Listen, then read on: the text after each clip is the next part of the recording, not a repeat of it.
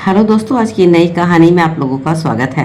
आज की कहानी ऐसे रिश्ते की कहानी है, जेठ और बहू के रिश्ते की, जो अब जेठ और बहू का नहीं रहा था।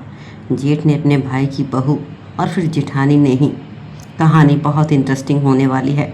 आप अंत तक ज़रूर बने रहना और चैनल को सब्सक्राइब ज़रूर कर दीजिए ताकि आप लोगों को इस तरह की कहानी मिलती रहे।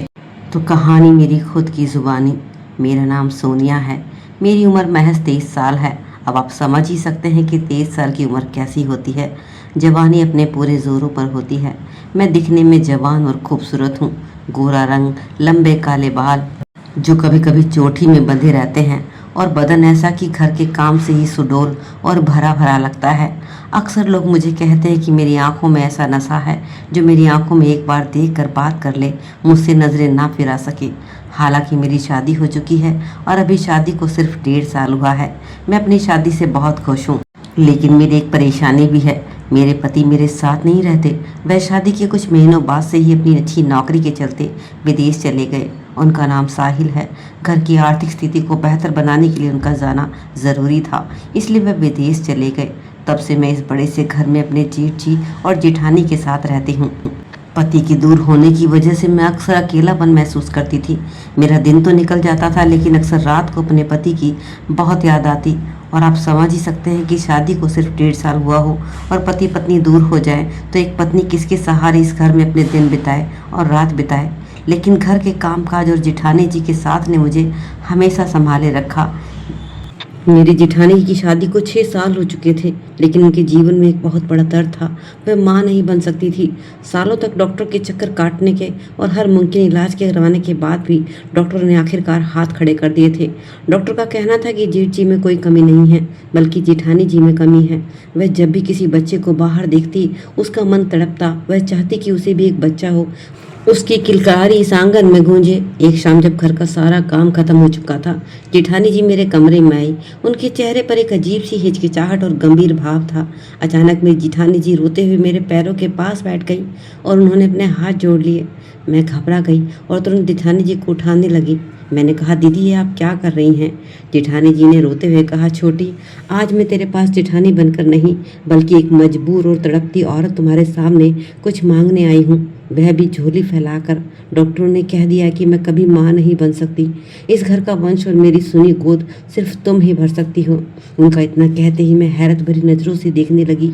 मैंने कहा, दीदी आपकी बात ठीक है, लेकिन आपको तो पता ही है अभी साहिल भी बाहर है। एक बार उन्हें आ जाने दीजिए, फिर मैं उनसे बात ज़रूर करूँगी। तो वो कहने लगी, सोनिया, मैं तुम्हारा और साहिल का बच्चा नहीं चाहती, बल्कि तुमसे और तुम्हारे जेठ जी से चाहिए। मैं अपनी जेठानी को गुस्से से देखने लगी। मैंने कहा, दीदी आप क्या कह रही हैं? आप होश में तो हैं? तो वह मेरे पैरों में गिड़गिड़ाने लगी और कहने लगी, मैं तुम्हारे हाथ जोड़ती हूँ। मैंने उन्हें उठाया और उनसे कहा, दीदी आप अगर चाहो तो किसी अनाथ से भी बच्चा गोद ले सकती हो। फिर मैं आपसे वादा करती हूँ कि मेरी जो भी पहली संतान होगी मैं उसे आपको दे दूँगी। तो वो कहने लगी, सोनिया, तुम्हें क्या लगता है जो विचार तुम्हारे मन में है क्या मेरे मन में नहीं होगा? मैं भी तो ये सब सोच सकती थी ना। लेकिन तुम्हारे जेठ जी का कहना है कि वे किसी और के बच्चे को अपना नहीं सकते, उन्हें उसे अपने बच्चे में खून चाहिए। मैं उनकी बात समझ गई। मतलब कुछ भी हो जाए, जेठ जी अपना ही बच्चा चाहते थे। जेठानी जी मुझे समझाने लगी कि देखो सोनिया, तुम मेरी बात मान लो, घर की दीवार घर में ही गिर जाएगी। और रही बात साहिल की, तो उसे कुछ नहीं पता चलेगा। वह तो वैसे भी 1-1.5 साल में ही घर आता है। हम राज राज ही रहने देंगे, समाज से भी और साहिल से भी। तुम्हारा अकेलापन भी दूर हो जाएगा और मुझे मेरा बच्चा मिल जाएगा। और अगर ऐसा नहीं हुआ तो तुम्हारे जेठ जी मुझे तलाक दे देंगे। अब तुम ही बताओ मैं कहाँ जाऊँगी? मैं सोचने लगी मैं क्या करूं। मुझे कुछ भी समझ नहीं आ रहा था, लेकिन मैं अपनी जेठानी जी की ऐसी हालत देख नहीं पा रही थी। मैंने उनसे कहा, ठीक है चलिए मान लीजिए कि मैं आपकी बात मान लेती हूँ, लेकिन क्या जेठ जी इस बात को मानेंगे? तो वो कहने लगी, अरे ये मर्द जात, इनको कोई फर्क नहीं पड़ता। यह सब बातें कहने के लिए मुझे उन्होंने ही तो भेजा है। इतना सुनते ही मेरे पैरों तले ज़मीन खिसक गई। मैंने अपनी जिठानी की ओर देखते हुए फैसला लिया, ठीक है मैं उनकी गोद भरूंगी। आखिर एक औरत ही औरत का दुख समझ सकती है। मेरे हाँ कहने से एक तो मेरी जेठानी को बच्चा मिल जाएगा और दूसरा साहिल के दूर होने के कारण जो मेरा अकेलापन है वह भी दूर हो जाएगा। अगले दिन मेरी जेठानी मेरे कमरे में आई मेरा फैसला जानने के लिए। मैंने उन्हें जवाब दिया, ठीक है, मैं आपकी बात मानने को तैयार हूँ। मेरी जेठानी इतनी खुश हुई जैसे उनकी आंखों में उम्मीद की किरण जाग गई हो। वो मेरे गले लग गई और मुझे शुक्रिया कहने लगी। फिर मैंने उनसे पूछा, दीदी मैं तो मान गई हूँ, लेकिन आप ये सब करेंगी कैसे? उन्होंने कहा, तुम फिक्र मत करो। वैसे सच कहूँ तो मेरी हाँ बोलने की वजह एक दूसरी भी थी। मेरा ये अकेलापन और मेरी ये तड़प और बढ़ जाती थी जब मैं अपने जेठ जेठानी के कमरे के बाहर उनकी आवाज़ें सुनती थी और मन ही मन में सोचती थी कि जेठानी कितनी लकी है कि उन्हें जो प्यार चाहिए उससे कई गुना ज़्यादा जेठ जी दे रहे हैं। मैंने तो तभी सोच लिया था कि किसी दिन जेठ जी के साथ मौका मिला तो मैं हाथ से नहीं जाने दूंगी। और देखो मेरी किस्मत, मुझे जो चाहिए था वो मिलने जा रहा था।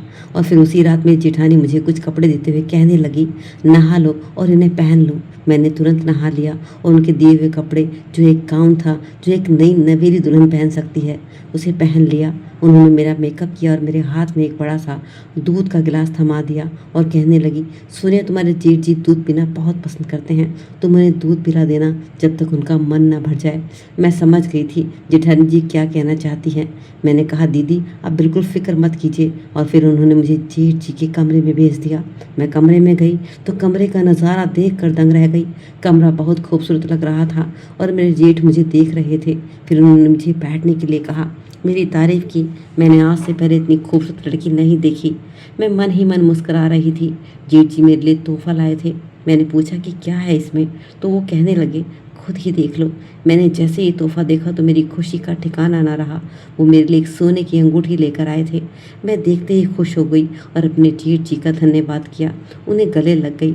अब जेठ जी ने मुझे अपने वही सब कहा जो जेठानी ने मुझसे कहा था। वो मेरी सहमति मांग रहे थे। पूछने लगे, तुम्हें कोई परेशानी तो नहीं? मैंने भी उसी अंदाज में जवाब दिया कि मैंने जेठानी को सब कुछ बता दिया है अपनी सहमति के बारे में। मैं तो आप दोनों को खुश देखना चाहती हूँ। दरअसल मैं भी अब तन्हाई बर्दाश्त नहीं कर सकती। तुम तो जानते हो तुम्हारे भाई विदेश से कितने टाइम बाद आते हैं। मुझे भी एक साथी, एक दोस्त की ज़रूरत है। जेठ जी मुझसे कहने लगे, तुम्हारी इच्छा पूरी होने जा रही है, अब तुम कभी अकेली नहीं होगी। और फिर हमने जमकर लूडो खेला। जेठ जी तो ऑलराउंडर खिलाड़ी निकले। लगभग 1 घंटा बाद हमारा खेल खत्म हुआ। जेठानी ने सुबह मुझसे पूछा कि तुम्हारा लूडो का गेम कैसा रहा। मैंने कहा, मस्त रहा जेठानी जी, मैं हार नहीं मानने वाली थी और जेठ जी चाह रहे थे कि वह जीते और मैं जीत रही थी। मेरी जिद और जीतने की होड़ में हमें गेम में बहुत मज़ा आया। अब लगभग 1 हफ्ता बीत चुका था और ये सिलसिला रोज़ चलता रहा। फिर मेरी जेठानी मुझसे पूछने लगी, सोनिया तुम यह बताओ कि तुम खुशखबरी कब सुना रही हो? मैंने कहा, जेठानी जी आप चिंता मत कीजिए, आपसे जो वादा किया वह जल्दी पूरा होगा। और फिर इस तरह से 1 महीना बीत गया और मैंने जेठानी को खुशखबरी सुना दी। इस खुशखबरी के बारे में सिर्फ हम तीनों ही जानते थे। हम कुछ दिनों के लिए अपने इलाके से बाहर चले गए और हमने करीब 1 साल वहाँ बिताया। और मैंने अपने पति साहिल को भी खबर दे दी थी कि तुम्हारी भाभी माँ बनने वाली है। और फिर जब मेरा बच्चा हुआ तो मैंने फिर जेठानी के हाथों में सौंप दिया और फिर हम वापस घर लौट आए। और मैंने साहिल को भी यह खबर सुना दी कि भाभी माँ ने एक बेटे को जन्म दिया है। और हमारे मोहल्ले में भी सबको यही पता चला कि हमने अपनी जेठानी का इलाज कराया और उन्हें बच्चा हुआ है। आज तक ये राज राज ही है। मेरी जेठानी अपनी दुनिया में खुश है, उन्हें अपना बच्चा मिल गया है। तो दोस्तों कभी कभी कुछ रिश्ते ऐसे होते हैं जिन्हें हम ना चाहते हुए भी बना देते हैं। कभी कभी हालात ऐसे होते हैं कि हमें नाजायज़ को भी जायज़ ठहराना पड़ता है। तो दोस्तों आपकी क्या राय इस कहानी के बारे में? आप भी अपनी राय बताइए, क्या मैंने ठीक किया? और हाँ, वीडियो को प्लीज़ जल्दी से लाइक कर दीजिए, चैनल को सब्सक्राइब भी कर दीजिए ताकि मुझे मोटिवेशन मिलता रहे।